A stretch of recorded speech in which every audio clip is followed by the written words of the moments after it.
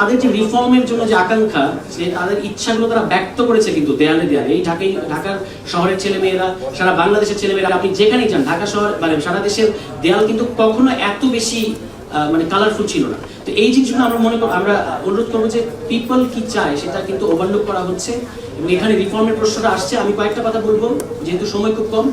প্রথম কথা হচ্ছে 2024-এর জানুয়ারির আগে নিরপেক্ষ সরকারের অধীনে নির্বাচনের দাবিতে আন্দোলন ছিল দলগুলোর, আমরা এটা সমর্থন করেছি এবং আমরা মনে করেছি তখন ইলেকশন আদায় করাটা ওয়াজ ডেমোক্রেসি। কিন্তু এখন, এবং এটা ঠিক, তখন এটা ডেমোক্রেসি ছিল, মানে পার্ট অফ ডেমোক্রেসি, যদি আমরা ইলেকশনটা আদায় করতে পারতাম। কিন্তু এই গণ অভ্যুত্থানের পরে শুধুমাত্র ইলেকশন চাওয়া ইজ নট ডেমোক্রেসি। মানে এটা কনটেক্সটটা মানে খুব সিগনিফিকেন্টলি চেঞ্জ হয়ে গেছে। এটা রাজনৈতিক দলগুলো স্বীকার করতে চাচ্ছে না এবং তারা যেটা বারবার বলছে যে নির্বাচিত সংসদের কাছে ছেড়ে দেন, আমরা এটা করবো। এখানে শ্রদ্ধেয় রেহমান সোবহান আছেন, আমি তার একটা লেখা থেকে আপনাদেরকে স্মরণ করে দিতে চাই। তিনি লিখেছেন প্রথম আলোতে যে প্রথম যে ইন্টারিম তথা তত্ত্বাবধায়ক সরকার ছিল শাহাবুদ্দিনের সরকার, এরশাদ পতনের পরে, ওই সরকার 29 টাস্কফোর্স করেছিল, সংস্কার প্রস্তাব এনেছিল। পরবর্তী যে নির্বাচিত সরকার একটা রিফর্মও তারা ইমপ্লিমেন্ট করেন। আমরা তাদেরকে যে অবিশ্বাস করছি বা আমাদের যে কোয়েশ্চেন আছে এটা কিন্তু ইনভ্যালিড না। এবং এর পরবর্তীতে উনি আরো বলেছেন 2001 সালের আগে আরো 16টা এরকম টাস্ক ফোর্স হয়েছিল, একটা রিফর্ম হয় না, এটা হচ্ছে না। এবং সকালে উনি বলছিলেন এখানে বসে যে এগুলো রিফর্ম হয় না, তাহলে হয় না কেন, এইটা আমাদেরকে ভাবতে হবে। এবং এইখানে আমি শুধুমাত্র মানে পোলাইটলি আমি রাজনৈতিক দলগুলোর সদিচ্ছার উপর ব্যাপারটাকে ছাড়তে চাই না। স্পেশালি কনস্টিটিউশনের ক্ষেত্রে নির্বাচিত সংসদ, ধরা যাক বিএনপি, ধরে নেওয়া হচ্ছে প্রায় ডিফেক্ট, ধরে নেওয়া হচ্ছে তারাই ক্ষমতায় যাবে, জনগণ ভোট দেবে, ঠিক আছে।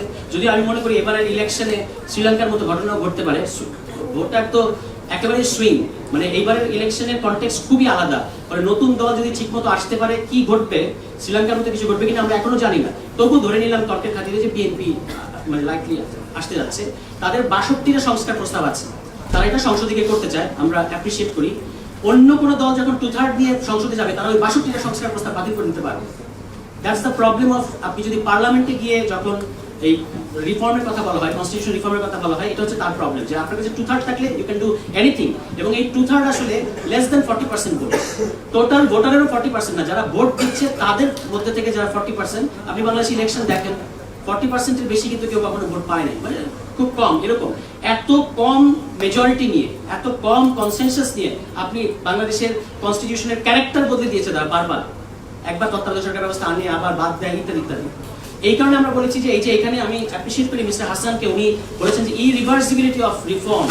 কিছু রিফর্ম আমাদের করতে হবে যেগুলো আর আপনি চেঞ্জ করতে পারবেন না, স্টেটের কতগুলো ফাউন্ডেশন আপনাকে ঠিক করতে হবে। সেটা আমরা মনে করেছি আমাদের জায়গা থেকে যে আপনাকে এবার কনস্টিটিউয়েন্ট অ্যাসেম্বলিতে যেতে হবে, ইলেকশনটা হতে হবে কনস্টিটিউয়েন্ট অ্যাসেম্বলি। আমি মানে রিফর্ম কমিশনকে আমি দেখেছি তারা অনেকগুলো প্রস্তাব দিয়েছে এবং মিস্টার হাসানের এখানেও অনেকগুলো প্রস্তাব আছে, কিন্তু কিভাবে করব স্পেশালি কনস্টিটিউশনের ক্ষেত্রে এটার ব্যাপারে কেউ কিন্তু সাহস করে কথাটা বলছেন না, যে এটা আপনাকে কনস্টিটিউয়েন্ট অ্যাসেম্বলিতে যেতে হবে এবং এটাও একটা ইলেকশন। তো আমি রাজনৈতিক দলগুলোকে বারবারই প্রশ্ন করি, আপনারা যে ভোটের মধ্য দিয়ে ক্ষমতায় যাবেন, আপনারা ধরে নিচ্ছেন সংসদে যাবেন, তাহলে আপনারা কেন কনস্টিটিউয়েন্ট অ্যাসেম্বলির কথাটা মানে এটাকে ফেস করতে চাচ্ছেন না কেন? এটাও তো একটা ইলেকশন। এবং আমাদের জায়গা থেকে আমরা বলেছি যে এটা এমন একটা নির্বাচন, এই ডিসেম্বরে হোক বা যদি সামনের জুনে হয়, সামনের বছর যখনই হোক, এটা কনস্টিটিউয়েন্ট অ্যাসেম্বলি ইলেকশন হওয়া দরকার। যেই কনস্টিটিউয়েন্ট অ্যাসেম্বলি ইলেকশন ইভেন্চুয়ালি পার্লামেন্টের রূপ নেবে আফটার রিফর্মিং দ্য কনস্টিটিউশন, আর নতুন একটা রিরাইটিং দ্য কনস্টিটিউশন, রিরাইট করেন অথবা রিফর্ম করেন, করার পরে ওই নির্বাচিত বডিটাই মানে পার্লামেন্টের রূপ নেবে। এটা আমরা মানে রাজনৈতিক দলগুলোকে আস্থায় নেওয়ার জন্য বলেছি।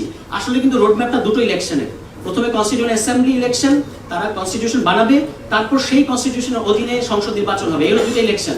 কিন্তু যেহেতু আমাদের রাজনৈতিক দলগুলোর অস্থিরতা এবং আপনারা জানেন সবকিছু, এটা নতুন করে বলার কিছু নাই, তাদেরকে কনফিডেন্সে আনার জন্য আমরা বলেছি একটা ইলেকশনের মধ্যে করা সম্ভব। তবু তারা এইখানে আসতে চাচ্ছে না, তার কারণ হচ্ছে আসলে দে ডোন্ট মিন রিফর্ম। মানে আমরা তো আমাদের কি বলা হচ্ছে আমরা ইলেকশন চাই না, অফকোর্স আমরা ইলেকশন চাই, কিন্তু তারা রিফর্ম চায়, এটা পরিষ্কার। প্রতিদিন পত্রিকা করলে আপনি দেখতে পাবেন যে বড় বড় রাজনৈতিক দলগুলোর প্রধানরা বলছেন সংস্কারের নামে চক্রান্ত চলছে, -2 ইত্যাদি বলছেন। যখন -2 তারা বলে, কত বড় মুশকিল তারা করে আপনি খেয়াল করেন।